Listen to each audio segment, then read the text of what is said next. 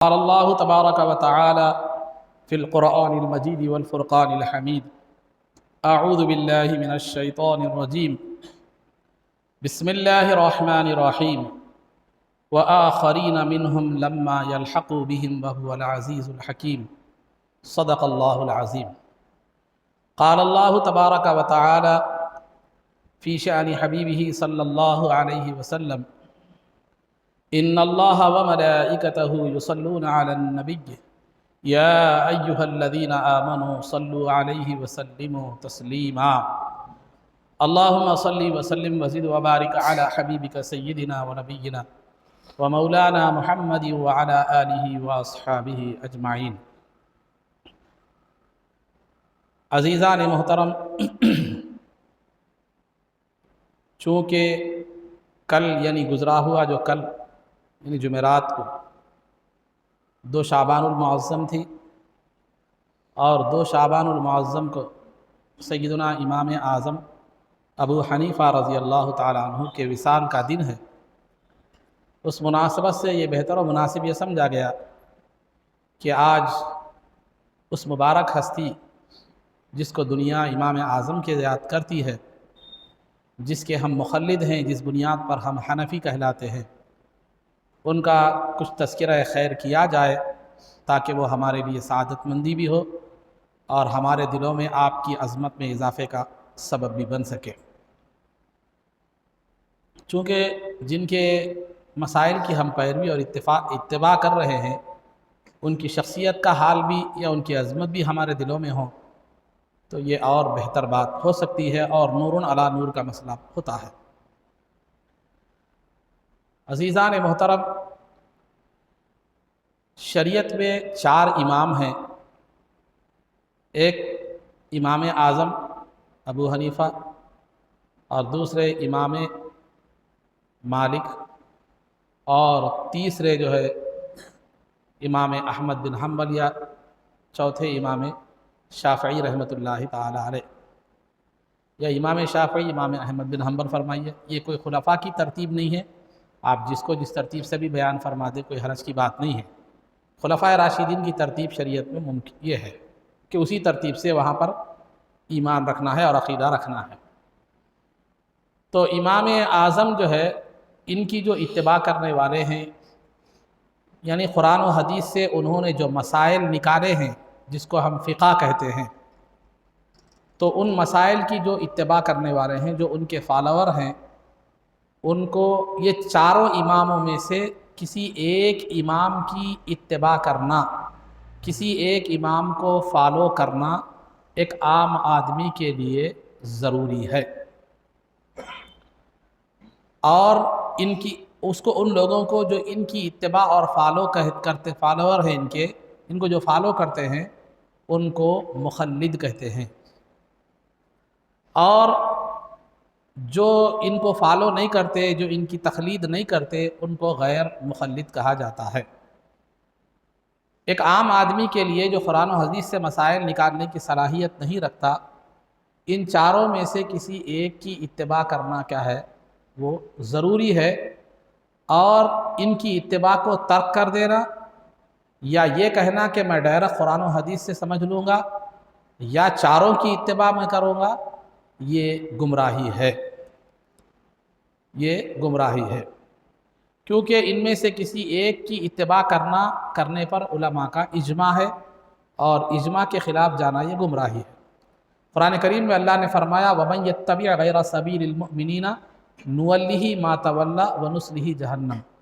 کہ جو عام مسلمانوں کے راستے سے ہٹ کر دوسرے راستے کی اتباع کرے، دوسرے راستے پر چل پڑے، تو ہم اس کو اسی راستے کے حوالے کر دیتے ہیں جس پہ وہ چڑھا ہے، اور اس کا ٹھکانہ جہنم ہے۔ اور قرآن سرکار نے فرمایا لا تجتمع امتی علی الضلالہ، کہ میری امت گمراہی پر جمع نہیں ہو سکتی، تو لہذا اکثر امت تقلید کرنے والی ہے، امت کا اکثر حصہ جو ہے نا کسی نہ کسی امام کو ماننے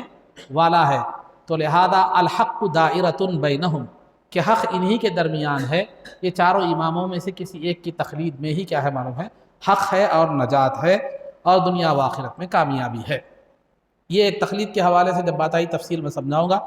تو بہرحال امام اعظم کی جو تقلید کرتے ہیں، ان کو جو فالو کرتے ہیں، ان کو حنفی کہا جاتا ہے۔ ابو حنیفہ رحمۃ اللہ علیہ کی تقلید کرنے والوں کو، امام مالک کی تقلید کرنے والوں کو، یعنی قرآن و حدیث سے انہوں نے جو مسائل نکالے ہیں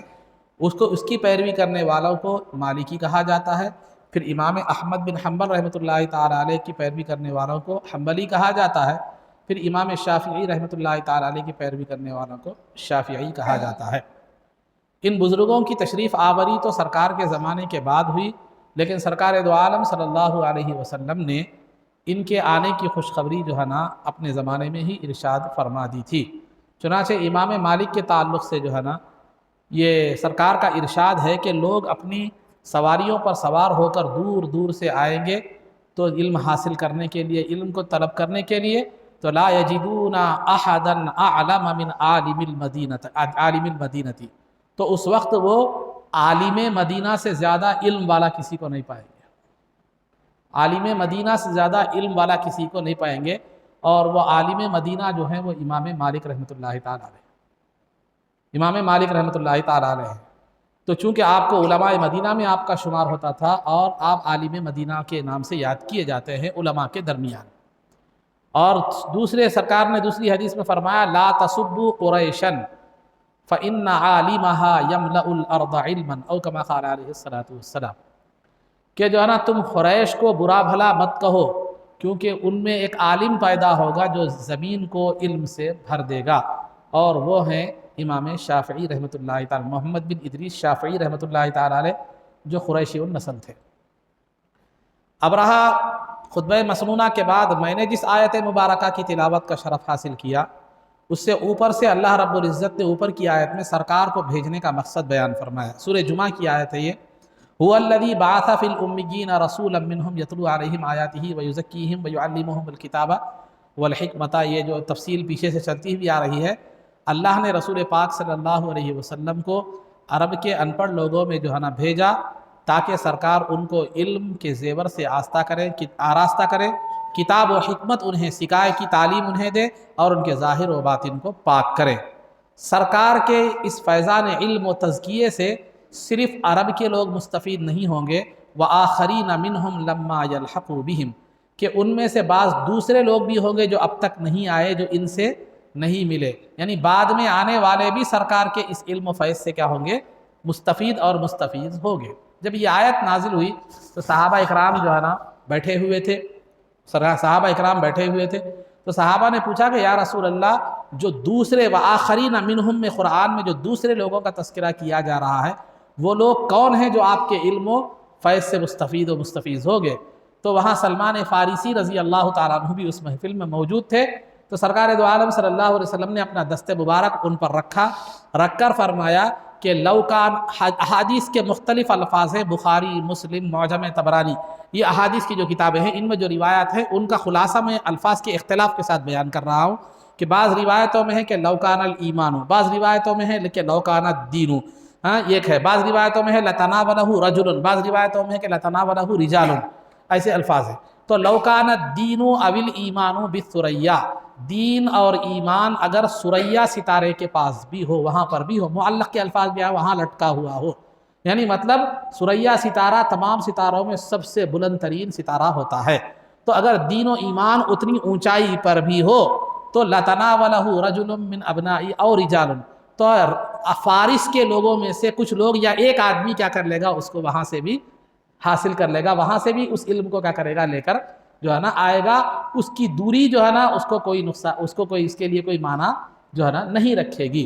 تو یہ سرکار نے فرمایا۔ تو امام جلال الدین سیوطی رحمۃ اللہ تعالی علیہ جو جلیل القدر محدث ہے، وہ فرماتے ہیں کہ سرکار نے جس فارس کے آدمی کا تذکرہ کیا ہے، جو ثریا ستارے سے بھی ایمان اور دین کو لے کر آئے گا، وہ سوائے امام اعظم ابو حنیفہ رضی اللہ تعالیٰ عنہ کے کوئی بھی نہیں ہے، کیونکہ آپ جیسی شان والا آج تک کوئی پیدا ہی نہیں ہوا جو سرکار کے اس قول کا مصداق بن سکے، جو سرکار کے اس قول کا جو ہے نا مصداق بن سکے، سرکار کے اس قول پر اتر سکے، اس بات پر اتر سکے۔ تو علماء اکرام، بلکہ غیر مخلد حضرات کے ایک مستند عالم، یعنی غیر مخلد جو اپنے آپ کو اہل حدیث کہتے ہیں، تو ان حضرات کے ایک مستند عالم جو ہے صدیق حسن بھوپالی صاحب، ایک مستند عالم ان کے مانے جاتے ہیں، وہ بھی آخر میں یہ کہنے پر مجبور ہو گئے کہ اس حدیث کا مصداق امام اعظم ابو حنیفہ رضی اللہ عنہ، جبکہ مسلک حنفیت سے ان کو بہت سارا جو ہے نا اختلاف ہے، لیکن اس کے باوجود بھی امام اعظم کے مصداق ہونے میں اس حدیث کے انہوں نے بھی اختلاف نہیں کیا۔ تو یہ امام اعظم ابو حنیفہ رضی اللہ تعالیٰ عنہ کا مقام ہے کہ سرکار نے جن کی پیشن گوئی دی اور جن کے علم اور ایمان کی صداقت سرکار دو عالم صلی اللہ علیہ وسلم نے سند عطا فرمائی کہ ایمان اسلام اور دین جہاں بھی ہو وہ جو ہے نا ابو حنیفہ کیا کریں گے، وہاں سے اس کو جو ہے نا لے گے اور اس کو حاصل کریں گے۔ اب دین میں عقائد بھی آ جاتے ہیں، اعمال بھی آ جاتے ہیں، دین میں عقائد بھی آ جاتے ہیں اور اعمال بھی آ جاتے ہیں۔ یہی وجہ ہے کہ سرکار کی اس حدیث کے مطابق امام اعظم نے پہلے عقائد کا علم حاصل کیا، بعد میں اعمال کا علم حاصل کیا۔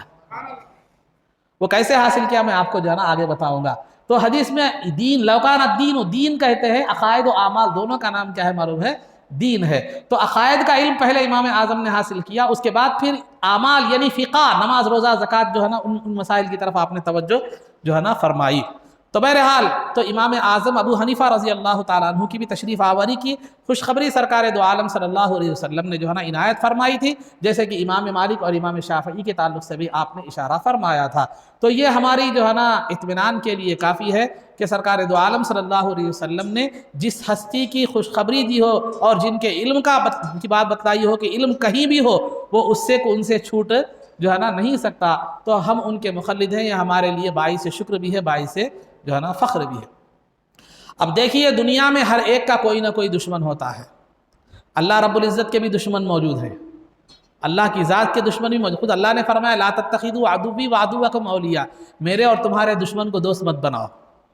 تو اللہ کے بھی دشمن موجود ہیں، جو اللہ کو نہ ماننے والے ہیں وہ اللہ کے دشمن ہیں۔ سرکار کے بھی دشمن موجود ہیں، خلفاء کے بھی دشمن تھے، صحابہ کے بھی، اولیاء کے ہر ایک کے دشمن موجود ہے۔ تو لہذا امام اعظم کے دشمن ہونا بھی کوئی بڑی بات نہیں ہے۔ چنانچہ قرآن میں خود اللہ نے فرمایا وَكَذَلِكَ جَعَلْنَا لِكُلِّ نَبِيٍّ عَدُوًّا شَيَاطِينَ الْإِنسِ وَالْجِنِّ، ہم نے ہر نبی کے لیے شیطانوں میں سے بھی ایک دشمن بنایا، انسانوں میں سے بھی ایک دشمن بنایا۔ کیا نہ سرکار کے دشمن نہیں ہے، موجود نہیں ہے؟ سرکار کی ذات جیسے جو ہے نا بحیثیت مخلوق سرکار کی ذات جیسے بے عیب اور بے نقص و زوال بے نقص ہے، ویسی کائنات میں کوئی ذات جو ہے نا سرکار کی مثل نہیں ہے، لیکن پھر بھی اعتراض کرنے والوں نے اعتراض کیا اور آپ کی شان میں گستاخی کرنے والوں کی تعداد بھی اچھی خاصی کیا ہے موجود ہے۔ تو لہذا بہرحال یہ لوگ آئینہ ہوتے ہیں، ان میں آ کر ہر ایک اپنی تصویر کیا کر لیتا ہے جو ہے نا دیکھ لیتا ہے۔ تو اسی طرح امام اعظم کی ہستی پر بھی اعتراض کرنے والے اہل علم بھی رہے ہیں، جہلا بھی رہے ہیں۔ آپ کے زمانے میں بعض تعصب رکھنے والوں نے آپ پر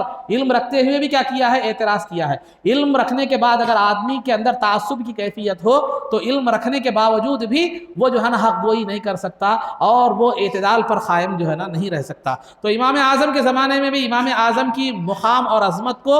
کم گھٹانے کے لیے بہت سے لوگوں نے بہت سے جو ہے نا ہتھ کنڈے استعمال کیے۔ بعض لوگوں نے کہا کہ امام اعظم کے جو ہے نا امام اعظم کے جو آپ کیا ہے معلوم ہے خاندان آپ کے غلامی کے خاندان سے ہے، آپ کے خاندان غلام خاندان تھا آپ کے۔ ایک تو یہ کہ آپ کی پہلے تو بات کیا ہے معلوم ہے، ایک دوسری بات آپ فارسی النسل ہیں، یعنی پہلے نسل پہ آپ کا یہ کیا گیا، آپ عربی نہیں ہیں، عربی النسل نہیں ہے، یا سرکار کے خاندان سے وہ نہیں ہے، جیسا آج کل نسل کے بارے میں بہت چل رہا سمجھے۔ تو گھر اور نسل کی بنیاد پر ہی گھر والے در والے تقسیم کیا ہو گئی، وہ ہو گئی۔ تو یار نسب کی بنیاد پر جیسے کیا بعض لوگوں نے ایسے ہی کہا کہ آپ فارسی النسب ہے، آپ کا نسب فارسی سے ہے، نہ جو عرب کا نسب ہے نہ جو کوئی سرکار کے نسب میں سے کوئی اچھے نسب میں سے نہیں ہے۔ تو نسب کی بنیاد پر آپ لوگوں نے جو ہے نا فارسی النسب ہونے کا طعنہ دے کر آپ کی عظمت کو گھٹانے کی کوشش کی، لیکن ان لوگوں نے جو یہ نہیں دیکھا کہ سرکار دو عالم صلی اللہ علیہ وسلم نے خود سلمان فارسی کے تعلق سے فرمایا کہ سلمان منا اہل الحدیثی اہل البیتی، کہ سلمان ہمارے اہل بیت ہے، سلمان ہمارے اہل بیت ہیں۔ یہ انہوں نے نہیں دیکھا۔ جب سلمان فارسی ہو کر اہل بیت ہو سکتے ہیں تو پھر ابو حنیفہ فارسی ہو کر اہل بیت کیوں نہیں ہو سکتے؟ نہیں آپ بولیں گے نہیں سرکار سلمان کا نام لے کے اہل بیت بولے تھے، امام اعظم کو بولے تھے کیا؟ تو آگے اور آئیے کل بر و تقی اہل بیتی، کہ جو ہے نا ہر نیک اور پرہیزگار شخص میرا اہل آلی، کل بر و تقی، میری آل میں سے ہر وہ شخص ہے جو متقی اور پرہیزگار۔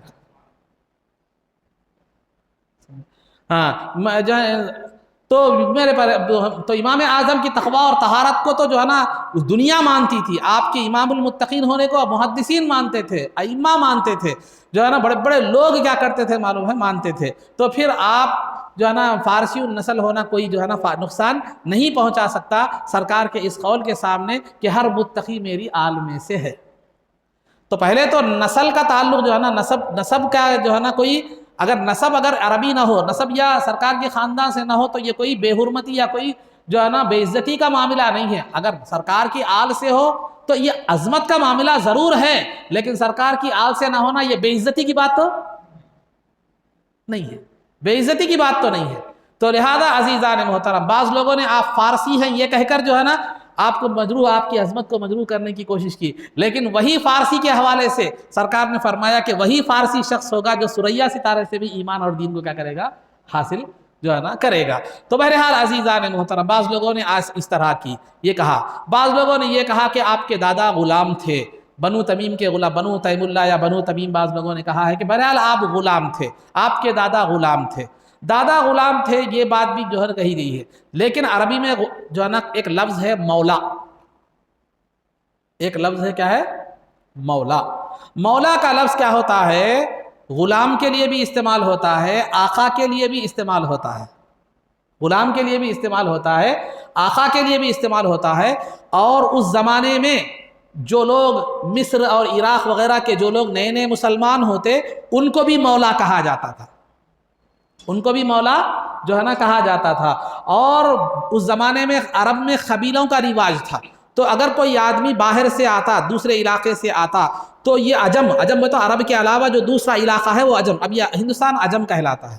تو عرب کا علاقہ نہیں، عرب کے علاقے کے علاوہ جو علاقہ ہوتا ہے اس کو عجم کہتے ہیں۔ تو دوسرے علاقے سے کوئی آدمی عرب میں داخل ہوتا تو وہاں ایک رواج تھا کہ وہاں جو مضبوط قبیلہ ہوتا ہے یا جو قبیلے کے لوگ ہوتے مضبوط، وہ قبیلے سے کیا ہوتا، وہ دوستانہ تعلقات کیا ہے معلوم ہے قائم کر لیتا، وہ قبیلے کی پناہ میں آ جاتا، تو ایسے لوگوں کو بھی مولا کہا جاتا ہے،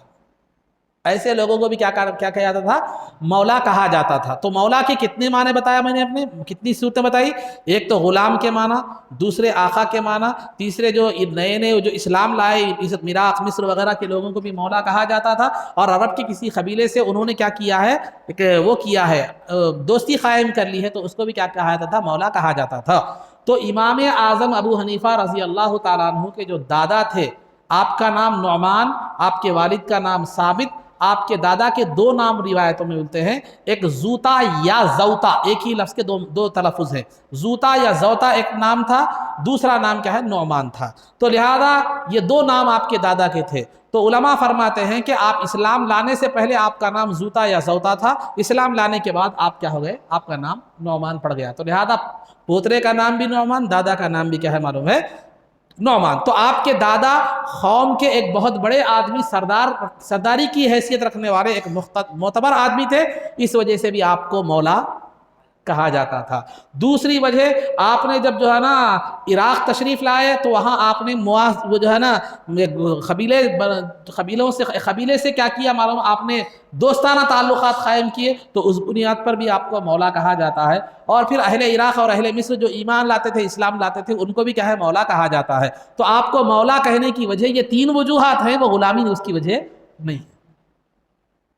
غلامی اس کی وجہ نہیں ہے۔ تو غلامی وجہ نہیں ہے، بلکہ سرداری کی بنیاد پر اور جو ہے نا قبیلے سے دوستانہ تعلقات قائم کرنے کی بنیاد پر یا اسلام لانے کی بنیاد پر جو ہے نا آپ کو مولا جو ہے نا کہا جاتا ہے۔ یہی وجہ ہے کہ آپ کے امام اعظم کے جو پوترے ہیں، آپ کے امام اعظم کے ایک فرزند ہیں حماد، ان کے بیٹے ہیں اسماعیل، اور صاحبزادے بھی ہیں، لیکن اسماعیل کی جو روایت میں بیان کروں، اسماعیل بن حماد جو امام اعظم ابو حنیفہ رضی اللہ تعالیٰ عنہ کے جو ہے نا پوترے ہیں، وہ فرماتے ہیں کہ ہمارے نسب میں کبھی غلامی رہی ہی نہیں۔ اب گھر والا گھر کے حالات زیادہ آپ کے خاندان کے بارے میں آپ بہتر جانتے ہیں، میں بہتر جانتا ہوں۔ صاحب البیت ادرا ما فیہ، گھر والا گھر کی بارے میں بہت زیادہ کیا کرتا ہے، جانتا ہے۔ تو نتیجہ یہ نکلا کہ آپ کے بابا و اجداد کی طرف جو مولا کی نسبت کی گئی ہے وہ غلامی کی وجہ سے نہیں بلکہ کسی اور وجہ سے ہے۔ تو اس لفظ کو لے کر، غلامی کے لفظ کو لے کر کیا کرنا، وہ ایک ایسے لفظ کو لے کر جس میں کئی معنی کا احتمال ہے، اس کو لے کر ایک معنی کو اپنے طور پر متعین کر کے غلام ڈکلیئر کر دینا، یہ کیا ہے معلوم ہے، یہ علمی شان تو اس کو نہیں کہہ سکتے آپ۔ تو اس طرح آپ کو غلاموں کے خاندان سے ہے، اس انداز میں بھی آپ کی عظمت کو مجروح کرنے کی جو ہے نا کوشش کی گئی۔ اور تیسری بات جو آپ کے تعلق سے یہ بھی کہا جاتا ہے کہ آپ کے والد جو ثابت ہیں، نعمان تو آپ کا نام تھا، ثابت آپ کے والد کا نام تھا، یہ نصارہ یعنی عیسائی تھے، یہ بھی کہا جاتا ہے۔ لیکن یاد رکھیے کہ آپ عیسائی نہیں تھے، آپ کے والد اسلام پر ہی پیدا ہوئے، آپ کے دادا ایمان لا چکے تھے، جیسے میں نے کہا کہ نعمان ان کا نام بعد کا نام ہے، تو آپ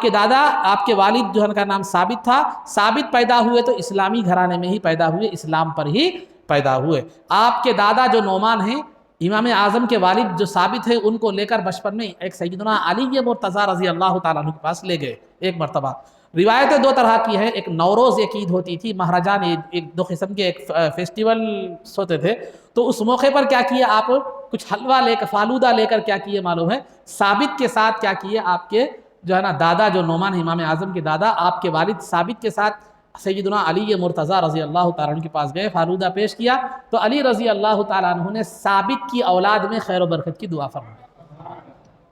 خیر و برکت کی جو ہے نا دعا فرمائی، تو جو ہے نا خیر و برکت کی دعا فرمائی، تو وہی خیر و برکت تھی کہ امام اعظم، یہی دعا کی برکت تھی کہ امام اعظم ابو حنیفہ رضی اللہ تعالیٰ عنہ جیسی ذات پیدا ہوئی، آپ آگے چل کر امام اعظم ابو حنیفہ رحمۃ اللہ تعالیٰ علیہ بنے۔ تو لہذا عزیزان محترم، آپ کے والد جو ثابت ہیں وہ نصارہ تھے یا عیسائی تھے، یہ کہنا یہ بھی جو ہے نا صحیح نہیں ہے۔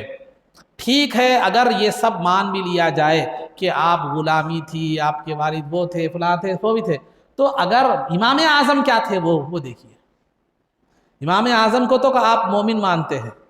امام اعظم تو عالم دین تھے، فقیہ امت تھے، امام اعظم تو تقوی و طہارت کے اعلیٰ معیار پر جو ہے نا فائز تھے۔ خود اللہ تعالیٰ فرماتا ہے ان اکرمکم عند اللہ اتقاکم، یقیناً تم میں متقی، سب میں بہت سے متقی وہ آدمی ہوگا جو کیا ہے معلوم، سب میں زیادہ اللہ کے پاس معزز و مکرم وہ ہے جو تم میں سب میں زیادہ متقی ہے۔ اگر ایسا دیکھا جائے کہ اگر مان بھی لیا جائے، اگرچہ کہ حقیقت میں ثابت مسلمان ہی تھے امام اعظم کے والد، لیکن اگر مان بھی لیا جائے وہ نصرانی یا عیسائی وغیرہ کچھ بھی تھے، تو آپ کو بہت سے صحابہ ایسے ملیں گے جن کے والد غیر مسلم ہیں، تو کیا آپ ان صحابہ کو بھی عزت کو مجروح کرو گے؟ کیا ان صحابہ کی بھی توہین کرو گے والد کے غیر مسلم ہونے کی بنیاد پر؟ سمجھے، غیر مسلم ہونے کی بنیاد پر۔ تو الغرض عزیزان محترم، یہ ایسی بہرحال بے بنیاد باتیں امام اعظم ابو حنیفہ رضی اللہ تعالیٰ کی طرف منسوب جو ہے نا کی گئی ہے، تو لہذا ہمارے لیے یہ چیزیں قابل اعتبار نہیں ہیں۔ سرکار نے جب فرمایا کہ ہر متقی میری آل میں سے ہے، تو امام اعظم حنیفہ رضی اللہ تعالیٰ عنہ بھی سرکار کی آل میں سے ہے، نسبی طور پر نہ صحیح، مگر سرکار کے اس قول کی برکت تو انہیں کیا ہوگی، حاصل ہوگی، یعنی سرکار نسبی طور پر سرکار کی آل میں سے نہ صحیح، لیکن سرکار نے آل کا لفظ ان کے لیے کیا کیا ہے، استعمال تو فرمایا، اپنی آل کی طرف، اپنے گھر والوں کی طرف کیا ہے معلوم ہے، منسوب فرمایا ہے، تو یہ سرکار آپ کے اعزاز کے لیے کیا ہے معلوم ہے، کافی ہے۔ تو عزیزان محترم، امام اعظم حنیفہ رضی اللہ تعالیٰ عنہ کی پیدائش کے حوالے سے جو باتیں بتائی جاتی ہے، خود امام اعظم ابو حنیفہ رضی اللہ تعالیٰ عنہ کا یہ قول ہے، اور متصل سندوں سے کیا ہے معلوم، بالکل واضح طور پر کیا ہے ثابت ہے، کہ امام اعظم ابو حنیفہ رضی اللہ تعالیٰ عنہ فرماتے ہیں کہ میں جو ہے نا اپنے والد کے ساتھ حج کے لیے جا رہا تھا 93 میں، 93 ہجری میں کیا ہے معلوم، والد کے ساتھ کیا کر رہا تھا، میں حج کو جا رہا تھا۔ تو حج کون کرتے بھائی؟ والد اگر نصرانی ہوتے تو پھر حج کیا کرتے تھے؟ تو جو ہے نا 93 ہجری میں والد کے ساتھ حج کو جا رہا تھا، اس وقت میری عمر 16 سال تھی، اس وقت میری عمر جو ہے 16 سال تھی۔ اب 93 ہجری میں امام اعظم کی عمر 16 سال کی تھی، تو آپ تھوڑا پیچھے جائیے، 16 سال پیچھے چلے جائیے، 13 سال نکال دیے تو 80، پھر ایک 3 سال سے نکال دیے تو 77، تو 77 جو ہے نا آپ کی ولادت باسعادت، خود امام اعظم کے بیان کے مطابق 77 ہجری آپ کی جو ہے نا ولادت باسعادت، بعض مورخین نے 80 بھی لکھا ہے، بعض نے 61 بھی لکھا ہے، لیکن امام اعظم کا جو قول صحیح سندوں سے ثابت ہے، اس کے مطابق جو ہے 77 آپ کی ولادت، 77 ہجری آپ کی ولادت جو ہے نا باسعادت ہے۔ 77 ہجری بولے تو تقریباً سرکار کا وصال ہو کے تقریباً 65 سال ہو چکا تھا، سرکار کا وصال ہو کے تقریباً کیا ہو چکا تھا، 65 سال ہو چکا تھا، 65-66 سال، سرکار کے وصال کے 65-66 سال بعد۔ تو بہرحال میں والد کے ساتھ حج کو جا رہا تھا، تو جو ہے نا وہاں میں نے دیکھا کہ ایک بزرگ کو لوگ جو ہے نا گھیرے ہوئے ہیں، تو میں نے والد سے پوچھا کہ آئے والد گرامی، یہ کون بزرگ ہیں، لوگ ان کے پاس کیوں گھیرے ہوئے ہیں؟ تو جو ہے نا والد نے کہا کہ وہ سرکار کے صحابی عبداللہ بن حارث ہیں، جو لوگوں کو سرکار کی حدیثیں سنا رہے ہیں، اس لیے لوگ ان سے سننے پہ جو ہے نا وہ ہے، تو جو ہے مجھے بھی ان کے پاس لے جائیے، میں بھی ان سے حدیث سنوں گا۔ تو لہذا امام اعظم کے والد کیا کیے، ان کے پاس لے گئے، عبداللہ بن حارث کے پاس جو ہے نا لے گئے، لے جا کر جو ہے نا ان سے ان کے سامنے پیش کیا، تو انہوں نے امام اعظم کو حدیث سنائی۔ جو علم دین کی سمجھ حاصل کرنے کے لیے جو ہے نا مشغول ہو جاتا ہے، اپنے آپ کو مشغول کر دیتا ہے، اللہ رب العزت اس کے جان و مال اور اس کے زندگی کا کفیل بن جاتا ہے۔ تو اسی وجہ سے تو عبداللہ بن حارث رضی اللہ تعالیٰ عنہ سے آپ نے یہ حدیث سنی تھی، تو صحابی رسول کو دیکھنے والا یا ان کے جو ہے نا ان سے ایمان کی حالت میں دیکھ کر ایمان پر جس کا خاتمہ ہو جائے وہ کیا کہلاتا ہے، تابعی کہلاتا ہے۔ تو امام اعظم ابو حنیفہ رضی اللہ تعالیٰ عنہ تابعی ہے۔ اور اسی طرح امام اعظم کی ملاقات عبداللہ بن ابی اوفا سے بھی ہوئی، جو 88 ہجری میں کیا ہے وفات پائے۔ کون؟ عبداللہ بن ابی اوفا 88 ہجری میں جو ہے نا وفات پائے۔ امام اعظم کی ولادت جیسا میں نے کہا 77 ہجری میں ہوئی، اور بعض نے کہا کہ 80 میں بھی ہوئی، تو بھی جو ہے نا یہ عبداللہ بن ابی اوفا سے آپ کی کیا ہے ملاقات ہے۔ تو لہذا امام اعظم ابو حنیفہ رضی اللہ تعالیٰ عنہ تابعی ہیں، یعنی وہ مبارک ہستی ہیں جنہوں نے صحابہ کو بھی دیکھا ہے۔ امام اعظم ابو حنیفہ رضی اللہ تعالیٰ عنہ شروع میں کیا کیے، ضروری دینی علوم حاصل کیے آپ، حاصل کرنے کے بعد کیا ہوا، تجارت میں مصروف ہو گئے۔ تجارت میں کیا ہو گئے، جو ہے نا مصروف ہو گئے، تو تجارت کو آتے جاتے تھے بازار میں۔ امام شعبی جو جلیل القدر محدث بھی تھے، تو جو ہے نا بہت بڑے فقیہ بھی تھے، تو امام شعبی نے جو ہے نا آتے جاتے آپ کے دیکھا کہ یہ بچے کا جو ہے نا بچے کا چہرہ کوئی معمولی آدمی کا چہرہ نہیں ہے، بڑا ہونہار معلوم ہوتا ہے، بڑا ذہین اور فطین یہ بچہ جو ہے نا معلوم ہوتا ہے۔ تو لہذا امام شعبی نے آپ سے ملاقات کی اور پوچھا کہ اے بیٹے کہاں جا رہے ہو، کیا مصروفیت ہے؟ تو امام اعظم نے کہا کہ جو ہے نا میں تجارت کرتا ہوں، تجارت میرا شغل ہے۔ تو جو ہے نا امام شعبی نے کہا کہ تم دینی علم کیوں حاصل نہیں کرتے، تم علم دین کیوں حاصل نہیں کرتے؟ تمہارے چہرے پر علم دین کے آثار مجھے نظر آ رہے ہیں کہ اگر تم پڑھو گے تو ایک کامیاب انسان، ایک کامیاب عالم بنو گے۔ تو امام شعبی کا یہ کہنا تھا، یہ الفاظ کہنے والے کہ کوئی اللہ والے نیک بندے تھے اور سننے والا بھی کوئی معمولی ہستی نہیں تھی۔ تو لہذا بیج بھی جو ہے نا عمدہ تھا اور زمین بھی زرخیز تھی۔ تو نتیجہ کیا نکلا، امام اعظم نے تجارت کو جو ہے نا چھوڑ دیا، مطلب تجارت کو مزاربت میں یا پارٹنرشپ جیسا کہتے ہیں، کسی کو تجارت کا مال دے دینا، پارٹنرشپ میں جو ہے نا کرنا۔ تو آپ علم دین میں مصروف ہو گئے۔ سب سے پہلے آپ نے علم عقائد حاصل کیا اور اس میں کمال پیدا کیا، کمال پیدا کرنے کے بعد جو ہے نا اب بڑے بڑے گمراہ فرقے جو تھے ان سے مناظرہ کرنے لگے، ان سے جو ہے نا بحث و مباحثہ کرنے لگے اور گمراہ فرقوں کا رد کرنے لگے۔ علم عقائد حاصل، علم کلام جس کو کہتے ہیں، علم کلام کا مطلب عقائد کا علم۔ تو اس کے بعد جو ہے نا ایک مرتبہ آپ نے خواب میں دیکھا کہ حضور اکرم صلی اللہ علیہ وسلم کی قبر مبارک کو آپ کھود رہے ہیں۔ کون؟ امام اعظم نے خواب میں دیکھا کہ آپ حضور اکرم صلی اللہ علیہ وسلم کی قبر مبارک کو کھود رہے ہیں۔ تو خواب کی تعبیر کرنے والوں سے پوچھا کہ میں نے ایسا خواب دیکھا ہے، تو وہ تعبیر دینے والے نے کہا کہ آپ سرکار دو عالم صلی اللہ علیہ وسلم کی احادیث سے ایسے مسائل نکالیں گے کہ آج تک ویسا کسی نے ویسے مسائل نہیں نکالے۔ تو لہذا اس کے بعد قرآن و حدیث سے اب تک عقائد کا علم حاصل کیے تھے، اس پر بحث و مباحثہ ہو رہا تھا، اب مسائل نکالنے کی طرف کیا ہوئی، یہ خواب آپ کو توجہ آپ کی خواب کی وجہ سے ہوئی، خواب کی وجہ سے جو ہے نا توجہ ہوئی۔ ایک وجہ یہ بھی بتلائی جاتی ہے کہ عند اللہ من جانب اللہ، ایک خیال دل میں پیدا ہوا کہ میں نے عقائد کا علم حاصل کیا اور یہ بہت بڑا نازک راستہ ہے اور میں اس میں مناظرہ کر رہا ہوں، جو ہے نا یہ کر رہا ہوں وہ کر رہا ہوں، تو لہذا بحث و مباحثہ کر رہا ہوں۔ لیکن صحابہ کی زندگیاں ہم نے دیکھی تو وہ مسائل پر زیادہ جو ہے نا توجہ دے رہے تھے، عقائد پر ایمان رکھتے ہوئے اس میں بحث و مباحثہ کم کیے تھے، لیکن علم مسائل اور احکام کی جو ہے نا طرف زیادہ توجہ صحابہ کی رہی ہے۔ تو لہذا مجھے بھی اس جانب جانا جو ہے نا چاہیے۔ تو یہ ایک وجہ یہ بھی بنی۔ تو آپ اس کے بعد قرآن و حدیث سے مسائل نکالنے یعنی علم فقہ کی طرف کیا ہے متوجہ ہو گئے اور وہ مقام حاصل کیا کہ امام شافعی رحمۃ اللہ تعالی نے فرمایا کہ الناس عیال ابی حنیفہ فی الفقہ، کہ جو ہے نا فقہ کے معاملے میں، شریعت کے احکام کے معاملے میں لوگ جو ہے نا کبھی بھی امام اعظم سے بے نیاز نہیں ہو سکتے۔ تو اس کے بعد حماد جو آپ کے استاذ تھے، حماد کا جو ہے نا کا درس آپ نے کلاس جوائن کی اور آپ نے وہ قابلیت و صلاحیت حاصل کی کہ جو ہے نا بہت بڑی آپ تھوڑی ہی چند ہی دنوں میں، کیونکہ ذہین تھے بہت زیادہ، صلاحیتیں تھی تو تھوڑی ہی دنوں میں استاذ کے جو ہے نا نور نظر بن گئے۔ ایک مرتبہ امام اعظم کو جو ہے نا خیال آیا کہ میں بھی ایک کلاس شروع کروں طلباء کی تعلیم کے لیے، ایک الگ جو ہے نا حلقہ درس شروع کرو۔ تو اتفاق سے یہ اللہ تعالیٰ کی طرف سے جو ہے نا معاملہ پیش ہوا کہ جو ہے نا اسی اثناء میں آپ کے استاذ حماد جو ہے وہ کسی سفر کے لیے کہیں تشریف لے گئے، تو آپ نے فتویٰ نویسی کے لیے فتویٰ دینے کے لیے امام اعظم کو مقرر کر کے تشریف لے گئے۔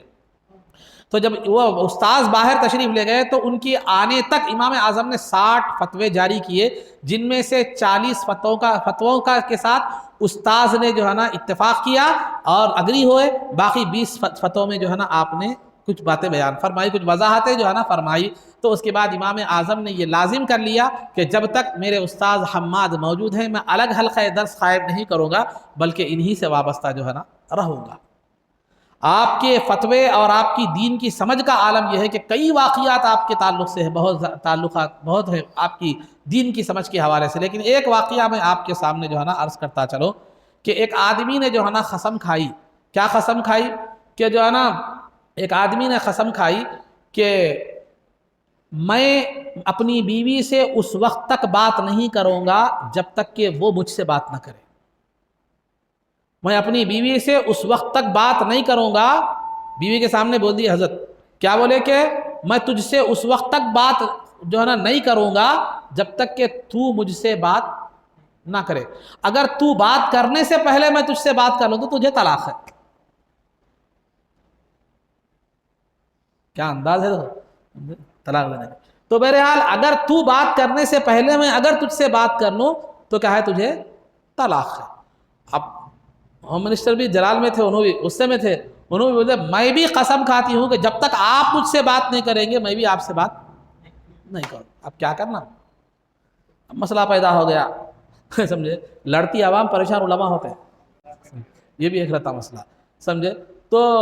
اب فتوے ہر جگہ گئے، فتویٰ گیا۔ اب کوئی بھی علماء بولے نہیں پہلے بیوی بات کرنا تو وہ ہے، نہیں تو اب بیوی پہلے بات کرنا، تو اگر شوہر پہلے بات کر لیا تو طلاق کیا ہو جاتی؟ پڑ جاتی۔ فتویٰ پھرتا امام اعظم کے پاس آیا۔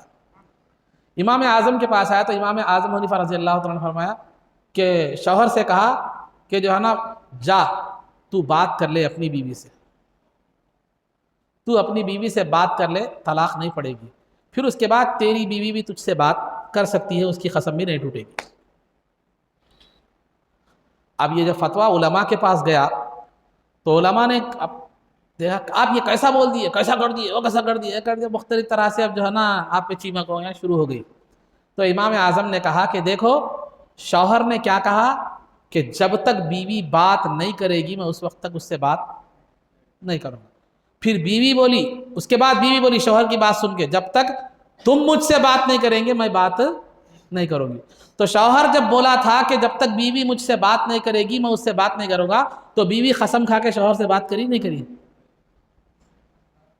اس کا ریپلے بیوی کیسا دی؟ بیوی جو ریپلے دی تم جب تک بات نہیں کریں گے میں بات نہیں کروں گا، تو بیوی بات کری نہیں کری شوہر سے، تو شوہر کا وہ پورا ہو گیا نہیں۔ اب ان بات کر سکتا نہیں کر سکتا؟ بیوی سے کر سکتا۔ تو شوہر جب بیوی سے بات کیا تو بیوی کی بات بھی پوری ہو گئی کہ تم جب تک میرے سے بات نہیں کرو گے میں بھی بات نہیں کروں گی۔ تو شوہر بات کر لیا تو پھر بیوی بھی کیا ہو گئی؟ بات کر لی۔ تو اس طرح کیا ہو گیا، یہ جو معاملہ ہے ایسے طلاق کا معاملہ جو ہے نا سلجھ گیا۔ یہ امام اعظم حنیفہ رحمۃ اللہ علیہ کی دین کی سمجھ تھی کہ پہلے شوہر نے قسم کھائی بیوی جب تک بات نہیں کرے گی میں نہیں کروں گا، بیوی جو ہے نا قسم کھا کے کیا کر لی؟ شوہر سے بات کر لی۔ اب شوہر کو بات کرنے کا راستہ کیا ہو گیا؟ ہموار ہو گیا۔ امام اعظم نے کہا کہ جا کے تو بیوی سے بات کر۔ تو شوہر نے جب بیوی سے بات کی تو بیوی نے جو قسم کھائی کہ تم جب تک بات نہیں کرو گے میں نہیں کروں گی، تو لہذا شوہر جا کے جب بات کیا امام اعظم کے حکم پر تو بیوی کو بھی اب بات کرنے کا موقع مل گیا۔ اس طرح ان کی قسم بھی نہیں ٹوٹی، اس کی طلاق بھی واقع جو ہے نا نہیں ہوئی۔ یہ تھے امام اعظم ابو حنیفہ رضی اللہ تعالیٰ عنہ کے فیصلے، یہ تھی آپ کی دین کی سمجھ۔ ایسے بے شمار واقعات ملتے ہیں جو کیا ہے معلوم ہے ذہن اور عقل کو دنگ کر دیتے ہیں، ذہن اور عقل کو دنگ کر دیتے ہیں، وقت میں وسعت نہیں ہے کہ بیان کیا جا سکے۔ تو الغرض عزیزان محترم، تو امام اعظم حنیفہ رضی اللہ تعالیٰ عنہ کی فقہ یہ ہے، آج دنیا میں سب سے زیادہ مقبول اور سب سے زیادہ اگر مخلدین فالوورز ہیں تو یہ امام اعظم ابو حنیفہ رضی اللہ تعالیٰ عنہ کے جو ہے نا لوگ فالوورز ہیں، حنفی ہیں دنیا میں۔ ہندوستان جائیے، پاکستان جائیے، افغانستان جائیے، جتنے بھی کئی علاقے ایسے ہیں جہاں امام اعظم حنیفہ رضی اللہ تعالیٰ عنہ کے فالوورز، تمام ائمہ میں سب سے زیادہ مخلدین جو ہے امام اعظم ابو حنیفہ رضی اللہ تعالیٰ عنہ کے مخلدین پائے جو ہے نا جاتے ہیں۔ اور آپ کی فقہ، امام اعظم ابو حنیفہ رضی اللہ تعالیٰ عنہ کی فقہ سرکار کی بارگاہ میں مقبول بھی ہے۔ یحییٰ بن معاذ رحمۃ اللہ تعالیٰ علیہ جو ہے نا، علی حجویری رحمۃ اللہ تعالیٰ علیہ نے اس واقعے کو بیان فرمایا ہے، اور واقعہ جن کے ساتھ پیش آیا وہ تھے یحییٰ بن معاذ۔ یحییٰ بن معاذ رحمۃ اللہ تعالیٰ علیہ نے اپنے خواب میں سرکار دو عالم صلی اللہ علیہ وسلم کو دیکھا، تو سرکار دو عالم صلی اللہ علیہ وسلم کو دیکھ کر پوچھا کہ یا رسول اللہ میں آپ کو کہاں تلاش کروں، میں آپ کو کہاں تلاش کرو؟ تو سرکار دو عالم صلی اللہ علیہ وسلم نے فرمایا کہ عند فقہ ابی حنیفہ، ابو حنیفہ کی فقہ میں مجھے تلاش کرو۔ تو یہ ہے سیدنا امام اعظم ابو حنیفہ رحمۃ اللہ تعالی علیہ کی جو ہے نا یہ فقہ اور آپ کی فقہی جو ہے نا صلاحیت۔ حدیث شریف میں سرکار دو عالم صلی اللہ علیہ وسلم نے فرمایا کہ من یرید اللہ بہ خیرا یفقہہ فی الدین، اللہ جس کے ساتھ دنیا و آخرت کی بھلائی کا ارادہ کرتا ہے اس کو دین میں سمجھ عطا فرماتا ہے۔ تو امام اعظم کو دین میں سمجھ عطا فرمانا، آپ کو وہ سمجھ حاصل تھی، وہ ملکہ حاصل تھا جو مسائل اس وقت کے فقہا حل نہیں کر سکتے تھے، ان مسائل کو امام اعظم چٹکیوں میں حل کر دیتے تھے۔ اور آپ کے زمانے میں آپ جیسا فقیہ جو ہے نا بہت کم تھے، آپ جیسی فقہ اور آپ جیسی سمجھ رکھنے والی ہستیاں بہت کم تھی۔ تو لہذا امام اعظم حنیفہ رحمۃ اللہ علیہ کی یہ فقاہت اور دین کی سمجھ کا معاملہ یہ تھا۔ عبادت اور ریاضت کا معاملہ یہ تھا کہ 40 سال تک آپ نے عشاء کے وضو سے فجر کی نماز ادا فرمائی۔ ایک مرتبہ تہجد کی نماز، رات کے آخری حصے میں تہجد کی نماز آپ ادا فرما رہے تھے، تہجد کی نماز ادا فرما رہے تھے، تو کسی نے کہا کہ جو ہے نا یہ وہ شخص ہے جو رات بھر جو ہے نا عبادت کرتا ہے، یہ وہ شخص ہے جن کی راتیں عبادت میں کیا کرتی ہے، گزرتی ہے۔ تو امام اعظم حنیفہ رضی اللہ تعالیٰ عنہ نے جب اس آدمی کی بات سنی تو آپ نے فرمایا کہ لوگ ہمارے تعلق سے رات بھر شب بیداری کا جو ہے نا گمان رکھتے ہیں، تو ہمیں بھی ان کے گمان کے مطابق بننا چاہیے۔ تو لہذا اس کے بعد آپ نے رات کا آخری حصہ نہیں بلکہ پوری رات عبادت میں گزارا۔ ایک مرتبہ رات میں عشاء کے بعد نفل نماز میں جو ہے نا قرآن کی تلاوت فرما رہے تھے، یہ جو ہے نا آیت پر پہنچے کہ بل الساعۃ موعدہم والساعۃ ادہا وامر،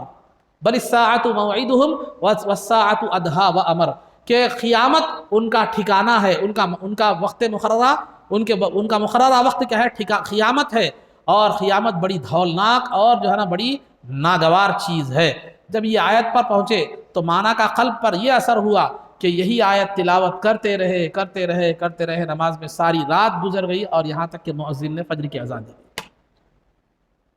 ایک مرتبہ سورہ زلزال کی تلاوت فرما رہے تھے، عشاء کے بعد کھڑے ہوئے نماز میں زلزال کی تلاوت کر رہے تھے، فَمَن يَعْمَلْ مِثْقَالَ ذَرَّةٍ خَيْرًا يَرَهُ وَمَن يَعْمَلْ مِثْقَالَ ذَرَّةٍ شَرًّا يَرَهُ، جو کوئی ذرہ برابر نیک عمل کرے گا اللہ اس کو اس کا بدلہ عطا فرمائے گا، جو کوئی ذرہ برابر برا عمل کرے گا اللہ اس کو اس کا بدلہ عطا فرمائے گا۔ ایسی کیفیت طاری ہو گئی، آنکھوں سے آنسو جاری ہو گئے اور داڑھی مبارک بھیگ گئی، اور جو ہے نا روتے یہ آیت کو دہراتے جاتے یہاں تک کہ صبح ہو گئی، فجر کا وقت ہو گیا۔ تو یہ امام اعظم حنیفہ رضی اللہ تعالیٰ عنہ کی عبادت کا معاملہ، یہ ایک دو مثالیں میں آپ کے سامنے دی ہے۔ اور احتیاط کا معاملہ کیا تھا؟ چونکہ میں نے بتایا آپ کو پارٹنرشپ میں کپڑے کا کاروبار کرتے تھے، تو آپ نے کپڑے کی تھانے اپنے پارٹنر کو دی اور دے کر کہا کہ دیکھو اس میں ایک تھان میں عیب ہے، پوری تھانے تو اچھی ہیں، ایک تھان میں عیب ہے، جب کسی کو بیچنا تو وہ عیب بتا کر بیچنا کہ یہ تھان میں یہ عیب ہے، یہ بتا کر جو ہے نا بیچنا۔ تو وہ جو پارٹنر تھا وہ غلطی سے کیا کر دیا، پوری تھانے بیچ دیا، وہ عیبدار تھان بھی بغیر عیب جو ہے نا بتائے کہ کیا کر دیا، بیچ دیا، اور کس کو بیچا وہ یاد بھی نہیں رہا۔ تو جب امام اعظم حنیفہ رضی اللہ تعالیٰ عنہ کو اس نے رقم لا کر دی اور کہا کہ، تو امام اعظم نے پوچھا کہ میں نے جو بات کہی تھی تم سے کہ خریدار سے عیب کو ظاہر کر دینا، کیا تم نے جو ہے نا وہ بتایا؟ تو کہا کہ حضرت میں بھول گیا اس کو بتانا۔ تو صاحب نے پوچھا کہ وہ کون آدمی ہے جس کو تم نے عیبدار تھان دی ہے؟ تو اس نے کہا کہ وہ کس کو دیا مجھے وہ بھی یاد نہیں ہے۔ تو وہ تمام تھانوں سے 30,000 کی رقم حاصل ہوئی تھی، آپ نے پوری صدقہ کر دی۔ احتیاط کا معاملہ یہ تھا کمائی میں، کیونکہ لقمہ حرام اگر پیٹ میں، ایک بھی لقمہ اگر حرام کا پیٹ میں چلا جاتا ہے تو دل کی دنیا برباد ہو جاتی ہے، روح تاریک ہو جاتی ہے، دعائیں مقبول نہیں ہوتی، عبادت کی طرف رغبت ختم ہو جاتی ہے، اور باطن جو ہے نا گندا ہو جاتا ہے، سیاہ ہو جاتا ہے۔ یہ ایک نوالے کا معاصر ہے۔ معزز سامعین اکرام، ہم زندگی میں ایسے کیسے کی کھا لے رہے ہیں، کئیوں کھا لے رہے ہیں۔ لقمہ حرام کا مطلب یہی نہیں ہے کہ ناجائز طریقے سے کمایا جائے، خواہ وہ ناجائز طریقے سے کما جائے، دھوکہ دے کر کما جائے، جھوٹ بول کر کمایا جائے، یا کسی حرام آدمی کے گھر کی دعوت کو لقمہ بنایا جائے. یہ آپ پر زکوٰۃ نہیں ہے، زکوٰۃ آپ صاحب مال ہیں کہ زکوٰۃ کا رقم، زکوٰۃ کی رقم کھا لیں جو آپ پر لازم نہیں ہے، جس کی آپ مستحق نہیں ہیں. تو الغرض عزیزان محترم، یہ امام اعظم ابو حنیفہ رضی اللہ تعالیٰ عنہ کا تقویٰ اور طہارت تھی. آپ کے وصال کے حوالے سے جو ہے نا بات بتلائی جاتی ہے، تو آپ تاریخ اٹھا کر دیکھیں گے تو کئی جتنے بھی بہت سے ائمہ اور بہت سے اولیاء ایسے آپ کو ملیں گے جنہوں نے جو ہے نا جو سیاسی عتاب کا شکار ہوئے، جو بادشاہ وقت کی جو ہے نا مرضی کے مطابق اسلام کے لیے کھڑے رہے، جو ان کی مرضی کے مطابق نہیں تھا، مرضی کے مخالفت میں تھا، تو لہذا وہ ڈٹے رہے، تو لہذا وہ مختلف تکالیف کا سامنا بھی کرنا انہیں پڑا، اور وہ بسا اوقات انہی کی اسی حالت میں اس دنیا سے وصال بھی ہو گیا، پردہ بھی فرما گیا. جیسے مجدد الف ثانی کے واقعات آپ سنتے رہتے ہیں کہ بادشاہ اکبر نے جو دین الہی کا جو ہے نا کا قیام عمل میں لایا تھا، جو سراسر شریعت کے حساب سے غلط تھا، آپ اس کے مقابلے میں کھڑے ہو گئے تو جیل کی سنگینی آپ کو برداشت کرنی پڑی. تو اسی طرح امام اعظم ابو حنیفہ رضی اللہ تعالیٰ عنہ کو جو ہے نا خلیفہ ابو جعفر منصور نے جو ہے نا کیا کیا، آپ کو قضا کا عہدہ سونپا، پیش کیا، یعنی آپ کو جج بنانے کا جو ہے نا عہدہ آپ کے سامنے پیش کیا، تو آپ نے اس کا کیا کر دیا، قبول کرنے سے اس عہدے کو انکار کر دیا. تو اس نے آپ کے اس انکار پر وہ غضبناک ہو گیا اور اس نے آپ کو جیل میں قید کر لیا، اور روزانہ آپ پر 10 کوڑے مارے جاتے رہے، روزانہ آپ پر 10 کوڑے مارے جاتے رہے. تو اس کے بعد آخر میں 2 شعبان المعظم 150 ہجری میں جو ہے نا آپ اس دنیا سے پردہ فرما گئے. بعض روایتوں میں سدے کی حالت میں پردہ فرمانے کا بھی ذکر ملتا ہے. تو اس کے بعد آپ کی نماز جنازہ جب پڑھی تو پہلی مرتبہ نماز جنازہ جب پڑھی گئی تو 50,000 لوگ آپ کے جنازے میں موجود تھے. جب آپ کو دفن کر دیا گیا تو 20 دن تک آپ کی قبر مبارک پر نماز جنازہ جو ہے نا ہوتی رہی. تو الغرض عزیزان محترم، یہ تھے ہمارے امام اعظم ابو حنیفہ رضی اللہ تعالیٰ عنہ کے جو ہے نا زندگی کے مبارک حالات، آپ کے تقویٰ اور آپ کی جو ہے نا پرہیزگاری، پھر آپ کا علم اور دین کی سمجھ. تو لہذا ہمیں فخر بھی ہے، شکر بھی ہے کہ ہم آپ کے فالوور ہیں اور آپ کی اتباع کرنے والے ہیں. زمانہ بدل چکا ہے، اب آپ کے سامنے ایسی آوازیں بھی آئے گی، قرآن و حدیث ہمارے عمل کے لیے جو ہے نا کافی ہے، یا ائمہ کی ضرورت کیا ہے، یہ اماموں کی ضرورت کیا ہے، فلاں فلاں فلاں، یہ بہکاوے میں آپ مت آئیے. یہ بولنے والے ایسے لوگ ہیں جو ناظرہ صحیح نہیں پڑھ سکتے، جن کو 5 کلمے یاد نہیں ہیں، جو تجوید کے تے سے واقف نہیں ہے، قرآن دیکھ کر جنہیں پڑھنا نہیں آتا وہ کہہ رہے ہیں کہ قرآن و حدیث سے ہم پڑھ لیں گے. اور آپ دیکھیں گے کہ وہ بھی قرآن و حدیث سے ڈائریکٹ نہیں سمجھتے، کسی کی اپنے عالم کی تفسیر پڑھ کر سمجھتے ہیں، یا کسی ترجمہ جو ہے نا پڑھ کر سمجھتے ہیں. وہ سب ترجمہ پڑھ کر حدیث کو سمجھ رہے ہیں، ترجمہ پڑھ کر قرآن کی آیت سمجھ رہے ہیں، اور پھر دعویٰ یہ ہے کہ ہم ڈائریکٹ قرآن و حدیث سے سمجھ. یہ بھی تو ایک طرح کی تقلید ہی ہے، یہ بھی تو ایک طرح کی، آپ ڈائریکٹ قرآن و حدیث سے کہاں سمجھ رہے ہو، آپ کسی عالم کی بتائی ہوئی تفسیر پڑھ کر سمجھ رہے ہو قرآن کو، کسی عالم کی بتائے ہوئے ترجمے سے حدیث کو کیا کر رہے ہو، سمجھ رہے ہو. فرق یہ ہے کہ آپ جس عالم کی اتباع کر رہے ہیں اس کو مخلوق، اس کا پڑوسی بھی اس سے بھی اتفاق نہیں رکھتا، اس کے گھر والے بھی اس پر متفق نہیں ہیں. لیکن ہم جن ائمہ کی اتباع کرتے ہیں وہ اپنے زمانے کے علم، تقویٰ، طہارت اور الہیت کے اعتبار سے جو ہے نا بے مثل و مثال تھے، جن کی ولایت اور جن کے اللہ والے ہونے میں کسی کو شک نہیں تھا. تو یہ اب بہتر بات یہ ہے کہ آپ یا تو جو ہے نا بیمار ہو جائیں. مثال کے طور پر میں آپ کے سامنے بولتا ہوں کہ ایک آدمی کو ہارٹ اٹیک کی بیماری آ گئی، ہارٹ اٹیک کی بیماری آ گئے تو 2 آدمی ہیں، دونوں کو ہارٹ اٹیک آ گیا. ایک جا کر کیا کر رہا ہے، میڈیکل شاپ سے گولی لے کر کھا رہا ہے، ایک جا کر کیا کر رہا ہے، میڈیکل شاپ سے گولی لے کر جو ہے نا کھا رہا ہے. ایک کارڈیالوجسٹ سے کیا ہو رہا ہے کی طرف جا رہا ہے، اس سے کیا ہے، اس کو بتا کر اس کے جیسا وہ ریفر کر رہا ہے اس حساب سے گولیاں کھا رہا ہے. تو میں آپ سے پوچھ رہا ہوں کون محفوظ ہے، میڈیکل شاپ سے گولی لگ کھانے والا یا نہیں تو اسپیشلسٹ جو دل کا کارڈیالوجسٹ جو ہے اس سے لینے والا؟ تو لہذا عقل مندی کا تقاضا یہ ہے کہ جو جس فن کا ماہر ہے جو ہے نا اسی کی طرف جو ہے نا رجوع ہونا یہ بہتر ہے. جو جس فن کا ماہر نہیں ہے، جس کے اندر وہ صلاحیت نہیں ہے، وہ جو ہے نا آپ کی جان بھی لے سکتا ہے. تو لہذا دین کے معاملے میں بھی اللہ رب العزت نے فرمایا فَاسْأَلُوا أَهْلَ الذِّكْرِ إِن كُنتُمْ لَا تَعْلَمُونَ، اہل علم سے پوچھو اگر تم اس کو کیا کرتے ہو، اگر تمہیں معلوم جو ہے نا نہیں ہے. تو لہذا اہل علم جو ہے نا یہ صحیح معنی میں اہل علم جو ہیں وہ امام اعظم ہیں، امام مالک ہیں، امام احمد بن حنبل ہیں، امام شافعی رحمۃ اللہ تعالی علیہم ہیں. اور حق انہی کے درمیان، علماء کا اجماع ہے کہ الحق دائرۃ بینہم، کہ حق انہی کے درمیان ہے. کہ ان میں سے کسی ایک کی بھی اتباع کر لو گے تو تم حق پرست کہلاؤ گے اور حق پر رہو گے۔ اب رہا بعض کا یہ دعویٰ ہے کہ جو ہے نا نہیں میں سب کو مانتا ہوں، ایک تو یہ کہتا ہے کہ ہم یہ لوگ چاروں کی ضرورت نہیں ہے، قرآن و حدیث سے جو ہے نا عمل کر لینا کافی ہے ہمارے لیے۔ ایک یہ بھی کہنے والے ایسے بھی ملیں گے آپ کو کہ نہیں ہم سب کو مانتے ہیں، کس کا بھی کسی ایک کو ایک مانتے ہیں، سب کو بھی مانتے ہیں، سب کو مانتے ہیں۔ تو سب کو مانتے ہیں کیسا مانتے ہیں بھائی؟ سب کو کیسا مانتے ہیں؟ مثال کے طور پر ایک مثال میں دیتا چلوں، تکبیر تحریمہ کے بعد امام اعظم کے پاس ہاتھ کیا ہے مطلب ناف کے نیچے باندھنا ہے، ٹھیک ہے؟ امام شافعی کے پاس جو ہے نا دو قول ہے، لیکن زیادہ معتبر قول کیا ہے؟ ناف کے اوپر سینے کے نیچے امام شافعی کا ہے۔ امام احمد بن حنبل کے پاس بھی یہی ہے، اور امام مالک کے پاس ہاتھ چھوڑنا ہے۔ اب ایک دعویٰ کرنے والا میں سب اماموں کو مانتا ہوں بلکہ کس پہ کرتا ہے؟ یہاں بانا تو دوسروں کو چھوڑ دے رہا، یہاں بانا تو دوسروں کو چھوڑ رہا، ہاتھ چھوڑا تو تیسروں کو چھوڑ دے رہا۔ کیسا کرتا؟ نہیں میں تھوڑی دیر یہاں باندھوں، تھوڑی دیر وہاں باندھوں، تھوڑی دیر وہاں باندھوں، مطلب جس وقت تو ایک باندھ رہا ہے پھر دوسرے کو چھوڑ رہا نہیں چھوڑ رہا۔ تو یہ سب جو ہے نا یہ سب کو مانتا ہوں سب کو مانتا ہوں بلکہ بات جو ہے تناؤ جو ہے نا یہ جو ہے نا صرف او پازیٹیو کی حد تک اچھا ہے، سب کو لگتا، لیکن ہر جگہ یہ قاعدہ جو ہے نا وہ نہیں کر سکتے آپ، جو ہے نا اس کو اپنا نہیں سکتے۔ ہر قاعدہ ہر جگہ کیا ہوتا ہے لازم لاگو جو ہے نا نہیں ہوتا۔ ہر فن اور ہر ایک کی جو ہے نا ایک زبان ہوتی ہے، ایک مقام ہوتا ہے، ایک کیا ہوتی ہے کچھ اصطلاحات ہوتی ہیں، کچھ جو ہے نا ضروری چیزیں ہوتے ہیں۔ ہر قاعدہ لا کے آپ جو ہے نا ڈاکٹری کا قاعدہ لا کے انجینئرنگ میں فٹ کروں گا، انجینئرنگ کے قاعدہ لا کے فارمولا لا کے ڈاکٹری میں فٹ کروں گا، بولے تو جو ہے نا وہ جو ہے نا نہیں ہوتا۔ تو بہرحال یہ لا علمی اور جہالت کی بات ہے۔ تو یہ بھی کیا ہے معلوم وہ ہے۔ اور اگر کوئی بعض لوگ ایسے بھی ہوتے ہیں جو ہے نا جن کی طبیعت میں آسانی ہوتی ہے، آسان پرستی، تو اگر وہ 4 اماموں کی اتباع کرنے جائے تو فطرت انسانی کے مطابق کیا ہوتا ہے، وہ آسانی کو جو ہے نا دیکھتے ہیں۔ مثال کے طور پر جو ہے نا اب کسی صاحب ہے، مثال سمجھانے کی مثال دے رہا ہوں آپ کو، کوئی ایک صاحب ہے، نئی شادی ہو گئی، دولہا سمجھے، دولہا ہے، نئی شادی ہو گئی، نئی شادی ہو گئے بعد فجر کی نماز کو جا رہے ہیں، وضو سب کر لیے، وضو سب کر لیتے، کیا ہوگا معلوم؟ اہلیہ محترمہ آ کے کیا کر لی، پکڑ لی ہاتھ کو، یا اہلیہ محترمہ سے کیا ہوگی، ملاقات ہو گئی۔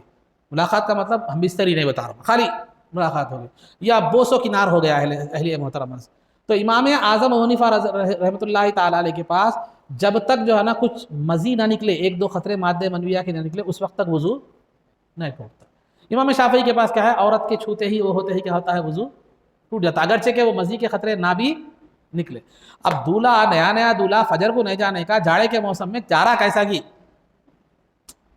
دیندار تھا یا مولانا سے سنا تھا نماز کی اہمیت کچھ بھی تھا، سخت جاڑے کا موسم ہے جو ہے نا، جا رہا ہے، جاتے جاتے اہلیہ محترمہ ٹچ ہو گئے۔ اب امام شافعی کے حساب سے دیکھا گیا تو پھر وضو کرنا، امام اعظم کے حساب سے دیکھا گیا تو پھر وضو ضرورت نہیں ہے، جب تک کہ مزید یعنی مادہ منویہ کے 1-2 قطرے نہ نکلے اس وقت تک وضو نہیں ٹوٹتا۔ تو لہذا اب جو حنفی ہے وہ سیدھا وضو کر لیتا چلے جاتا، جو وضو نہیں کرے بغیر کیا کرتا، چلے جاتا، اور جو شافعی ہے وہ وضو کر لے کے چلے جاتا، کیونکہ ہمارے امام کا یہ قول۔ اب یہ بیچ میں رہنے والا کیا کریں گا، جو یہ دعویٰ کرتا کہ جو ہے نا سب جو ہے نا میں سب کی اتباع کرتا ہوں، سب کی اتباع کرتا ہوں، کیا کریں گا آپ؟ ظاہر سی بات ہے، جاڑا ہے، باہر سخت ہے، پھر وضو کرنا، اب پھر کہاں پانی کے پاس جانا، پھر اب تک ابھی پانی گرم کر لے کے بڑی مشکل سے کر لیا وضو میں جو ہے نا، اب پھر وضو کرنا، تو ظاہر سے کیا دیکھیں گا، کیا سوچیں گا، اور نہیں میں امام اعظم حنیفہ رحمۃ اللہ علیہ کے اوپر چلتا ہوں، امام اعظم حنیفہ رحمۃ اللہ علیہ کے پاس چلتا ہوں، اور ٹھیک ہے چلا، امام اعظم پہ چلتے ہوئے کیا کرا، نکل گیا بغیر وضو کرے، راستے میں گیا، جاتے ٹھوکر لگ گئی، خون نکل کے بہہ گیا۔ امام شافعی کے پاس وضو نہیں اٹھتا، امام اعظم کے پاس ٹوٹ جاتا،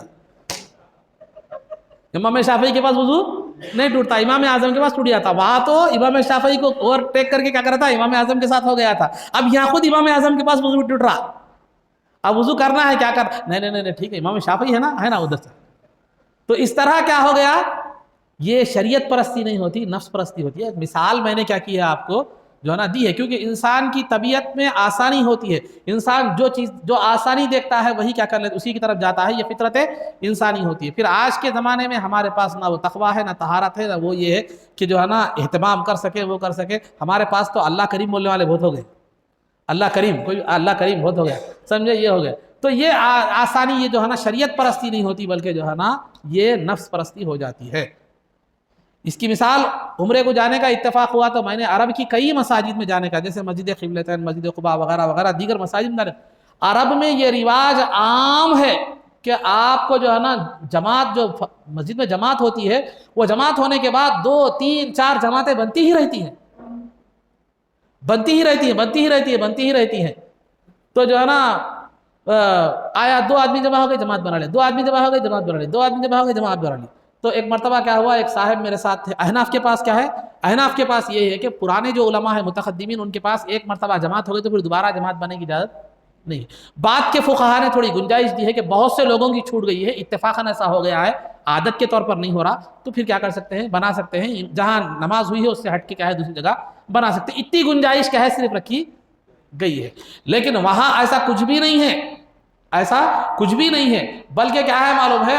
آیا 2 جمع ہو گئی، جماعت بنا لی، 2 جمع ہو گئے، چلتے رہتے جماعتیں، چلتے رہتے چلتے رہتے۔ تو ایک مرتبہ میں غالباً جو ہے مسجد خبا میں، مسجد خبا نہیں، مسجد جو خندق ہے وہاں پر، جہاں خندق کے پاس مساجد 7 مساجد کے نام سے مسجد ہے، تو وہاں پر جا کے اتفاق ہوا، مغرب کی نماز کیا ہوئی، نماز میں پڑھ لیا تھا، پڑھ لینے کے بعد جماعت کے بعد پھر 1 2 میں جب تک تھا 2 جماعتیں پڑھ لی ہے، تو میرے ساتھ کیا ہے اور ایک صاحب بھی تھے، تو وہاں کے ہمارے عزیزوں میں سے ایک تھے، ان کو کیا ہے پھر دوبارہ جب نماز کا موقع آیا تو انہوں نے کہا جماعت بنا لیجیے، بولے تو میں بولا نہیں بناتا جماعت، بول کے بولا میں جماعت اپن دونوں مل کے جماعت بنا لیے، بولے میں نہیں بناتا، بول کے بولا کیوں، بول کے بولے تو ہمارے مسلک حنفی میں ایسا ہے کہ جو ہے نا ضرورت ہے، کئی لوگوں کی چھوٹ گئی ہے تو اس کو کیا کرنا ہے، یہ کر لینا ہے، بار بار اس کو جماعت نہیں بنانا ہے۔ تو انہوں نے کیا بولے نہیں، بار بار جماعت، ایک ثواب کی امید رہتی نا، جماعت کے ساتھ ثواب زیادہ رہتا نا، ایک ثواب کی امید پر جو ہے نا بناتے ہیں یہاں پر۔ میں ان کو وہی حوالہ دیا، دیکھو ہم لوگ کل مسجد میں گئے تھے، وہاں 2 سے 3 جماعتیں ہم نے دیکھی، ہر کوئی آ رہا جماعت بنا رہا، ہر کوئی آ رہا جماعت بنا رہا، اس سے جماعت کی اہمیت کیا رہی، بول کے بولا نہیں، ثواب کی امید ہے نا، جماعت کا ثواب زیادہ ہے اور ثواب کی امید پر بناتے ہیں۔ ٹھیک ہے، جب ثواب کی اتنی امید ہے، تھوڑا پہلے آ کے جماعت میں شریک ایک نہیں ہوتے،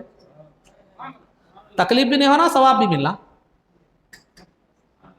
یہ کون سا طریقہ ہے؟ اگر آپ کو ثواب کی، نماز کی، جماعت کے ساتھ نماز پڑھنے کی اتنی زیادہ اہمیت ہے آپ کے پاس، تھوڑی دیر پہلے امام کے ساتھ شریک ہو جاؤ نا، دنیا بھی نہیں چھوڑیں گے، دین بھی نہیں چھوڑیں گے، بولے تو کیسا؟ یہ بات عام ہے، یہ بات عام ہے۔ اور بسا اوقات تو ایک نماز پڑھتا تھا، پیچھے سے جو ہے نا ہاتھ پیچھے سے لگا کے ان بھی کیا ہوتا ہے، اقتداء میں شامل ہو جاتا، اگر سامنے والا اگر وہی فرض پڑھ رہا ہے تو پھر بھی گنجائش ہے پیچھے والے کی نماز۔ بسا اوقات سامنے والا نفل پڑھتے رہتا، دوسری سنت پڑھتا رہتا، پیچھے والا آ کے فرض کی اقتداء کی نیت سے کیا کرتا، اس کو ہاتھ لگا کے شریک ہو جاتا، ان سنت پڑھ رہا، ان فرض پڑھ رہا، یہ ادنا نماز ہے، وہ اعلیٰ نماز ہے،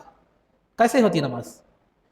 بلکہ میں تو ایک لطیفہ بھی دیکھا تھا، آپ بھی دیکھے ہوں گے، جو ہے نا کس پہ، واٹس ایپ اور فیس بک پہ، ایک آدمی کتاب پڑھ لے ٹھہرتا تو پیچھے سے آ کے ہاتھ لگا کے ٹھہر جاتا، تو نماز کیسے ٹھہرتا، اللہ اکبر، ان پلٹ کے دیکھے تو کتاب پڑھتا رہتا،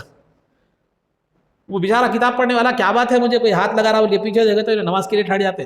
اس کی اقتداء میں۔ ایک لطیفہ ہے، مگر ایک حیثیت سے دیکھا جائے تو وہ بھی ممکن ہو سکتا ہے، کیونکہ بعض ائمہ کے پاس نماز میں قرآن دیکھ کر پڑھنا بھی جائز ہے۔ اگر کوئی اس امام کا کوئی آدمی کیا کرے معلوم ہے، خالی قرآن کی تلاوت کر رہا ہے، نماز میں نہیں ہے، تو پیچھے سے آگے کیا کرتے اور ہاتھ لگا کے ٹھہر گیا، تو وہ نماز نہیں پڑھ رہا تھا بلکہ خالی قرآن کی تلاوت کر رہا تھا۔ تو بہرحال بتانا یہ مقصود ہے، تو ان ائمہ کی زندگیاں، انہوں نے شریعت کو سمجھا اور شریعت کے مزاج کو سمجھا، اور انہوں نے مسائل ہمارے سامنے آسانی سے پیش کیے۔ ارے مل رہا رے بھائی، اچھا جا کے خاموش کھا لے، بس نہیں میں پکا کے کھاتا ہوں، بولے تو